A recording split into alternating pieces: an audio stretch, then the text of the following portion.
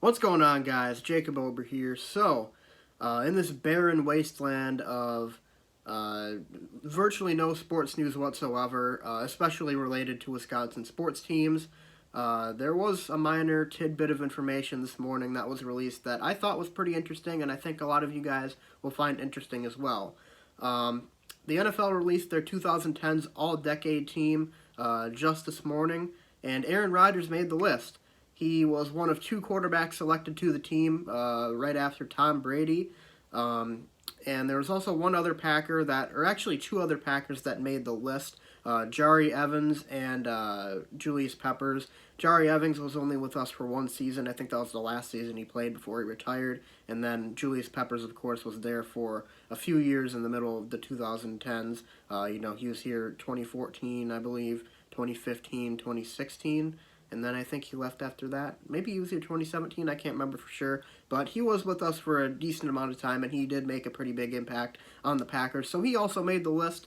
But other than that, no other Packers made the All-Decade team. But still, Aaron Rodgers, seeing Aaron Rodgers make an All-Decade team, that is a pretty significant accomplishment for him. I'm sure a lot of people, especially Saints fans, are not going to agree with that because if you go by the numbers, they're actually pretty close. And of course, Drew Brees has also played more games this decade than Aaron Rodgers. If you remember, Rodgers missed a lot of time in 2013 and 2017. There's probably almost a full season's worth of games, maybe even more, that Rodgers ended up missing.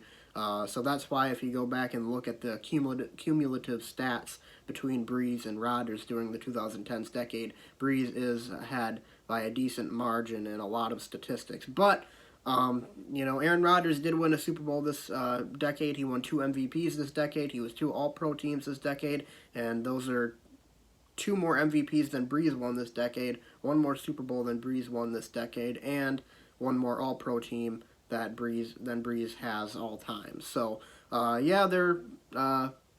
think Rodgers does have a beat in the accomplishments area, and nobody was obviously going to top Brady because Brady has all the Super Bowls, all the rings, all the MVPs and whatnot. But it was still pretty cool to see Aaron Rodgers make that list. And, those all-decade teams are a pretty prestigious honor, I would say. So to be named to it as one of my favorite quarterbacks ever, maybe my favorite quarterback ever, that's pretty cool. And I'm really glad that they decided to go with him because he was, especially at his peak this decade, maybe the best quarterback we've ever seen in NFL history.